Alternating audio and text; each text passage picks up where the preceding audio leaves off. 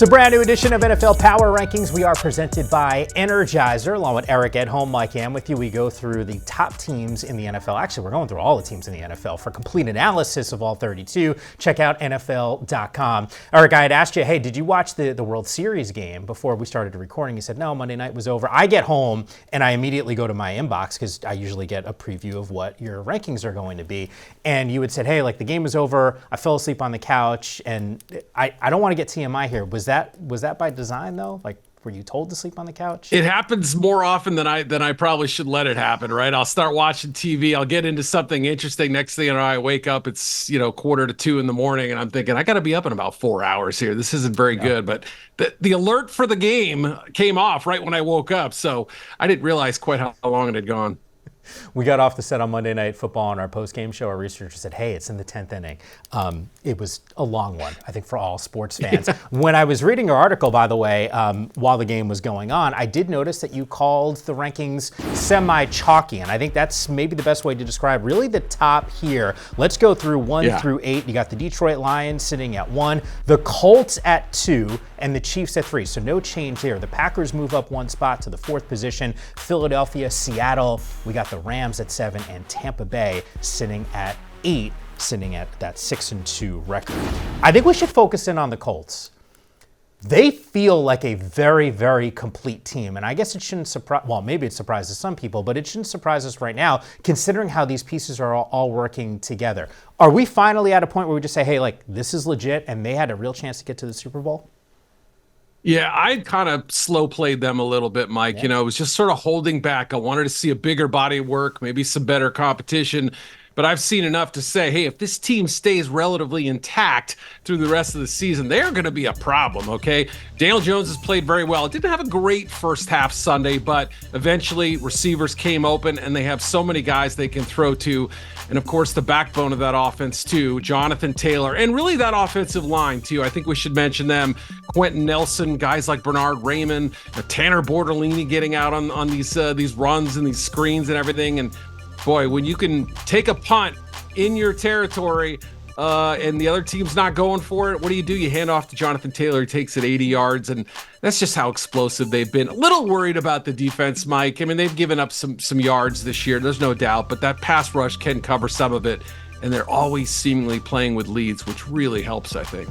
I think there's going to be a really interesting conversation about how to handle Daniel Jones and Anthony Richardson in this offseason. Got to imagine this team doesn't have much of a choice. They're going to have to pay Daniel Jones just based off of his performance this year, and Jonathan Taylor obviously has been rolling. To number 3 right now, we got a Kansas City Chiefs squad that is all of a sudden looking like one of the most complete teams in the NFL. They're one of 2 squads sitting in the top 5 of total offense and defense. I'll tell you who that other team is a little bit later when we talk about them. Are you, like, we're not worried about that 0-2 start, right? Like, we're officially back with Kansas City being one of the premier teams in the NFL?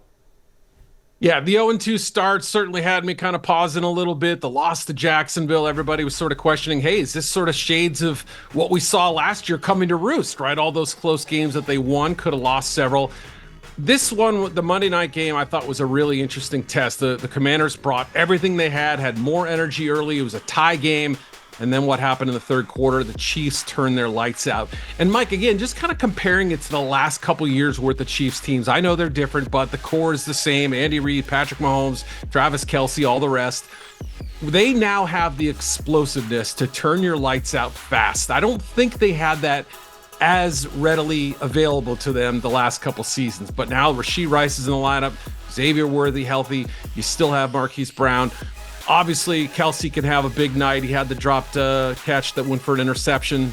Those things happen. But the defense, too, has really kind of turned it on the last few games. So, look, they can play a poor half or a so-so half and come back and beat a team like the Commanders with ease. And I think that's a pretty good sign of their health right now.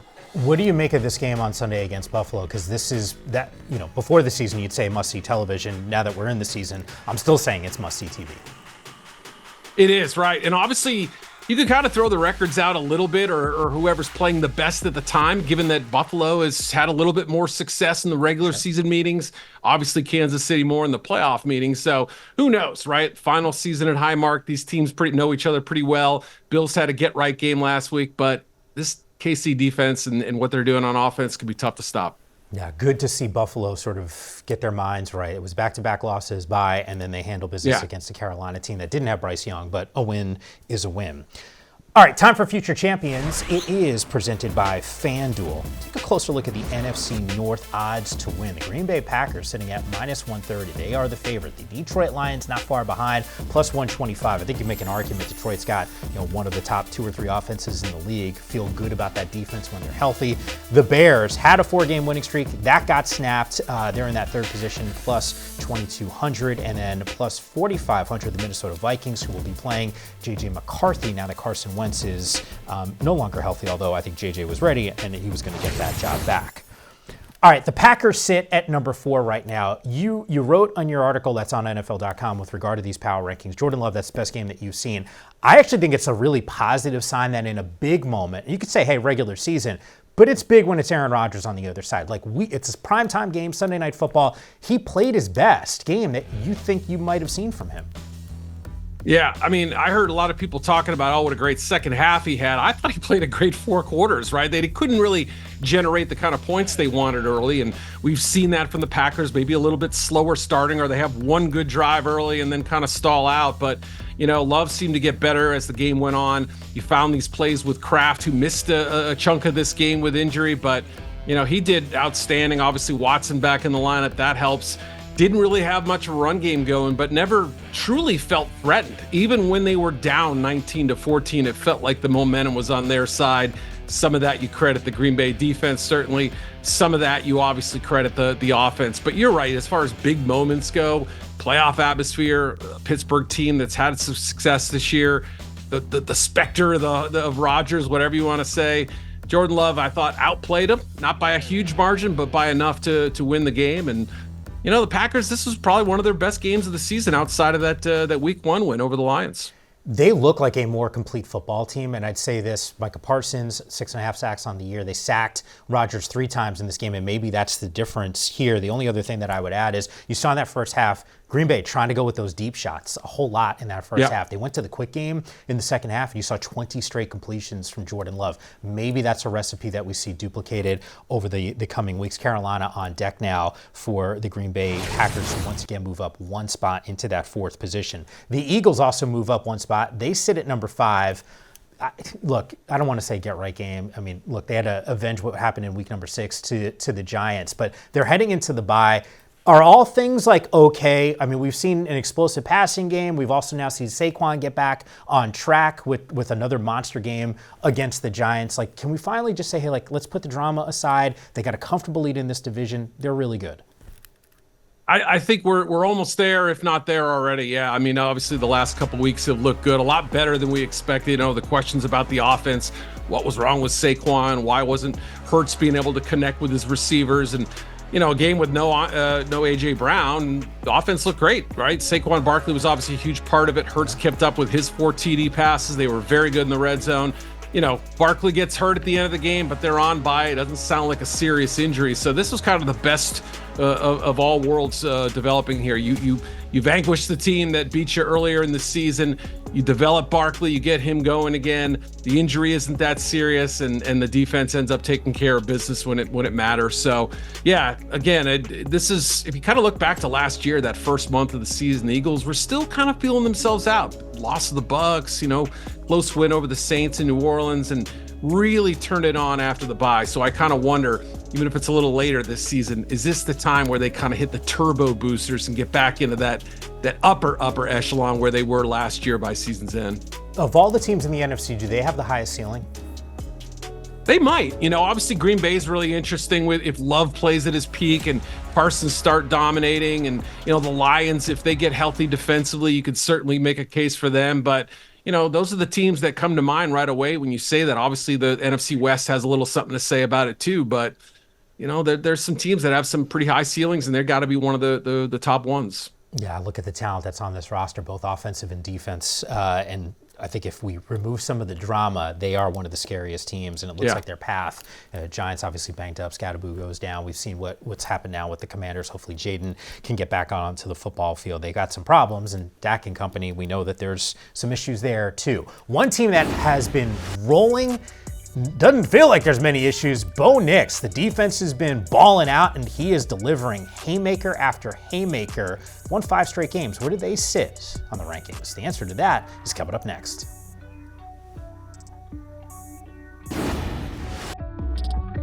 Power Rankings is brought to you by Energizer. Still going.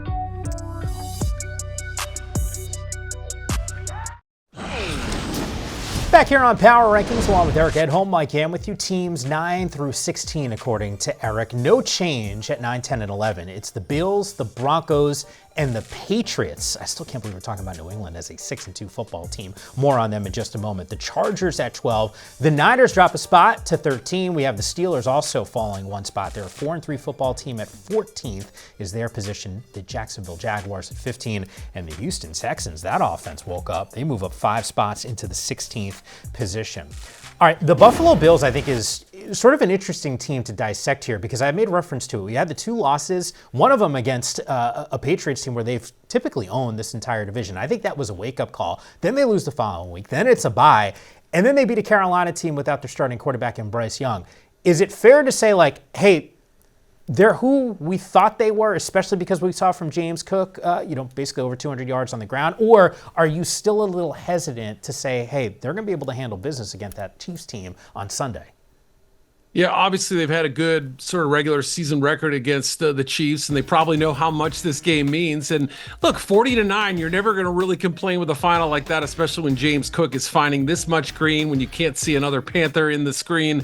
Usually a good sign for the running back. And, they kept giving him the ball. He could have had 300 yards if it was a closer game. So that was a terrific development. The offensive line really kind of dominating up front. Still want to see a little bit more crisp execution offensively. It's going to come at some point, I suspect. Do they have the horses at receiver? I don't know. But the big question on defense for them now, Ed Oliver's injury, I think that's the big one. His pec injury is going to be a concern.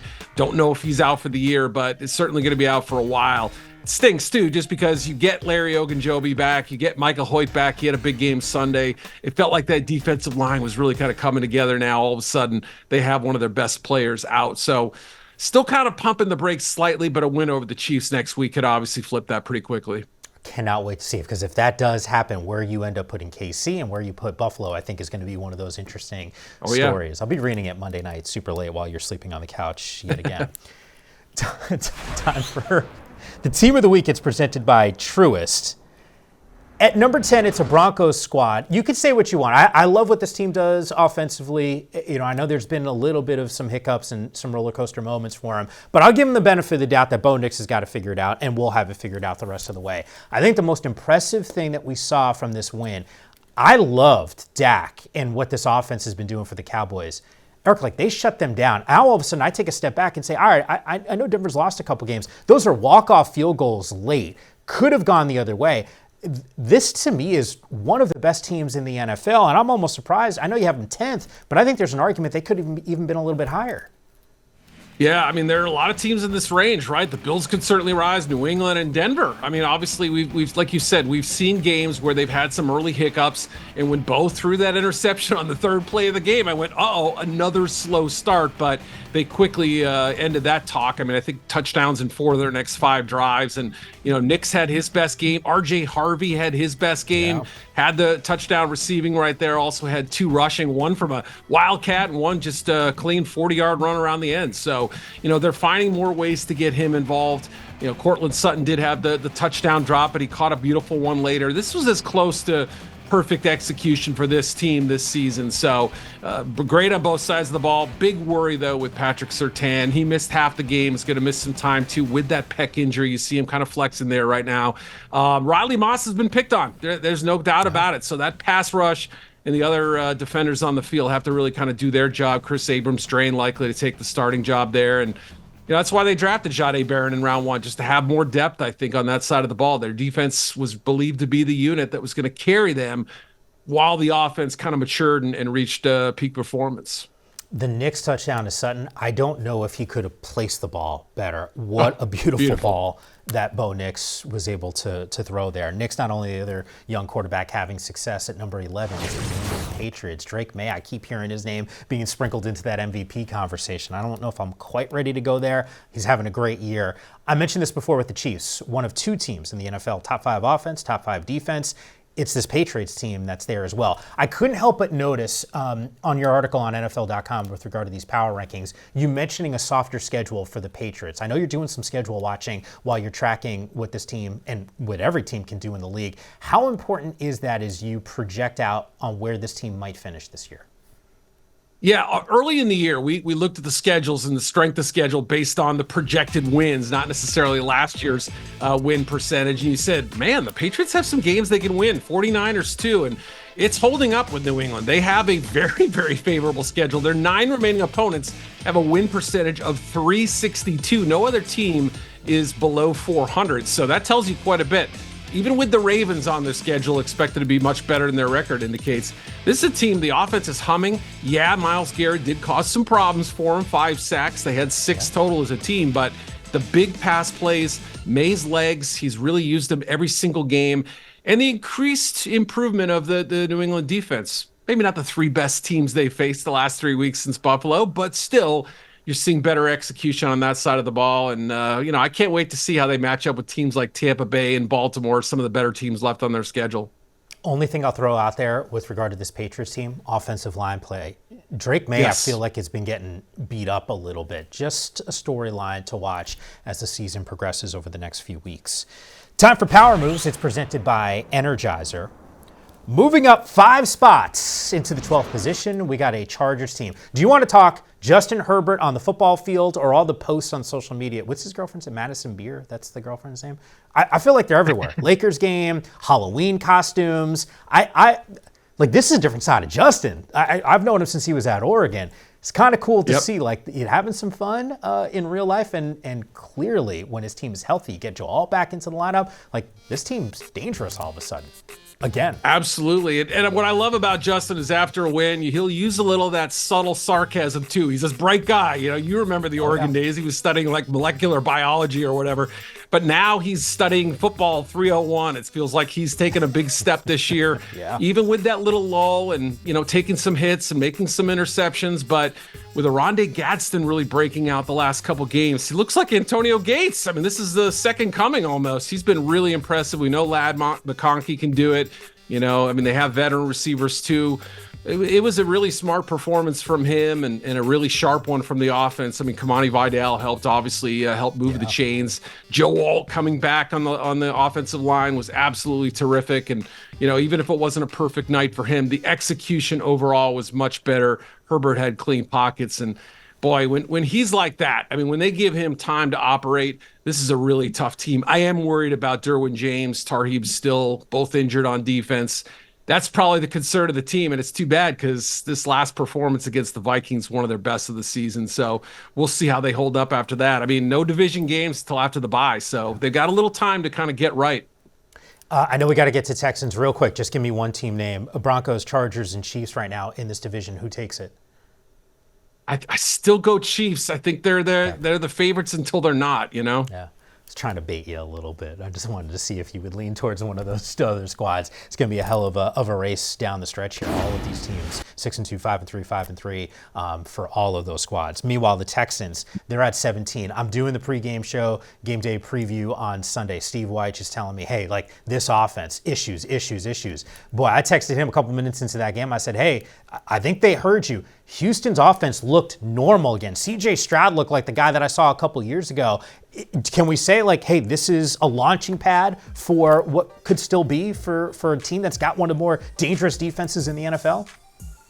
Yeah, the first quarter of the season, first third of the season, we're bemoaning the fact that they have this amazing statistical defense, right? It ranks up there amongst the best in the league. They might be pound for pound the best defense, but when the offense wasn't getting it done, it reflected in the record. Now they're starting to win some games because the run game is going. The offensive line is blocking better. The play action game is open up. And Stroud has started to play more like he did for the majority of his rookie year than I would say that, he did for long stretches last year. It was a little disappointing. Things looked more disjointed. The play calling wasn't great. So, everything is kind of coming together. I credit D'Amico Ryans for not letting this team get down when the losses started piling up, because he knew he had a good football team. And even, with some setbacks along the way, even the Seattle game comes to mind. This team can hang with virtually anybody, especially in the AFC side, where that defense can slow down some of those great quarterbacks. Find out if they're real against the Broncos. By the way, well done, because I haven't heard too many people talk about D'Amico, and I actually think it's a really good point. The way this season was playing, it almost felt like it could spiral out of control. That was an important win against a team that we feel is pretty good in the San Francisco 49ers. There's one team in particular that I think is pretty good, but they only got 2 wins on the season. Apparently, they're still the favorite to go and win the division. I swear I'm not lying. Where the Ravens sit in the power rankings is coming up next.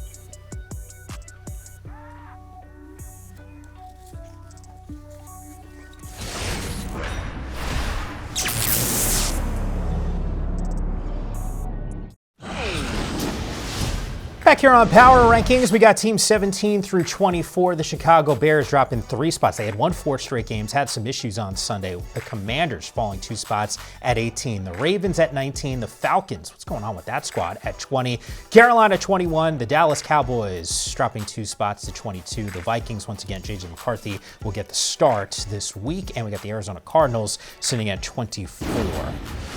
All right, what am I supposed to make of what I'm watching offensively from the Bears? I know you're in that city. I'm sure talk radio is buzzing about this dude. It feels like a real roller coaster here.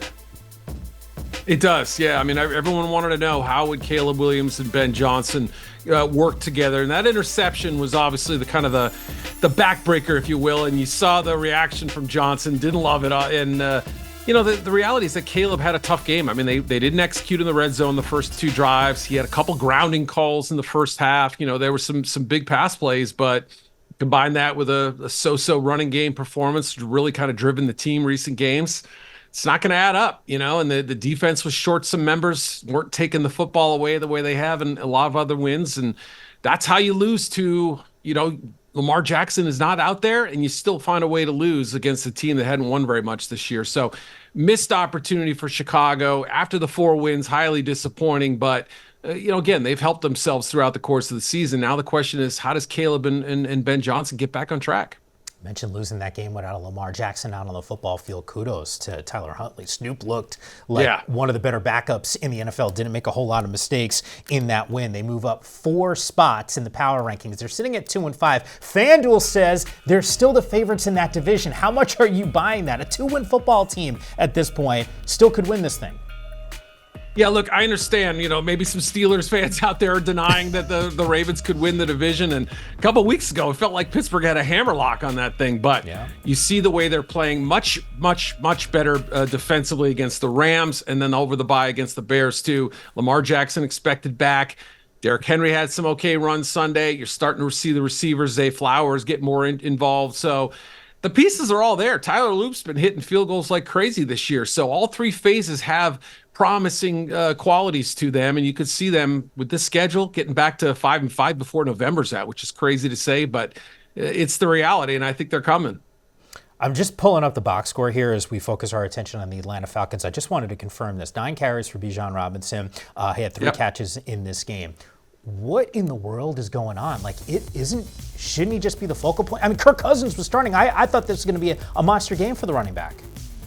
Absolutely. I figured so too. I mean, if anybody figured that the Miami Dolphins would outrush the Atlanta Falcons in Atlanta by almost 100 yards, boy, kudos to you. I never could have predicted that in my life, but it was like a reversal of fortune. The Dolphins went out there and established a line of scrimmage. They moved people off the line. They ran the ball and then play action shots, and that very good Falcons defense was beat up.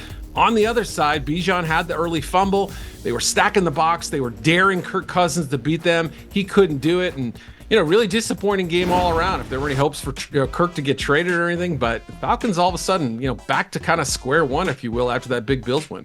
Yeah, now matchup on the road against the Patriots. Teams 25 through 32. Cincinnati, what happened there at 25? The Dolphins at 26. The Giants drop a spot. No Cam Scadaboo the rest of the season, most likely because of that dislocated ankle. We got the Browns at 28, the Raiders at 29. The Saints, Tyler Shuck will get the start, according to Ian Rappaport, against the Rams. The Jets at 31 and the Titans at 32. Can we just love up real quick Aaron Glenn? I mean, win number one. I just wanted to see him dance. Nick Mangold's death was a shock to Jets community. Justin Fields had the week from hell, and they went out there and won an incredible game. Good for them, and good for them to get off the schneid. And I would imagine it's Justin Fields the rest of the way. Always appreciate you guys watching Power Rankings.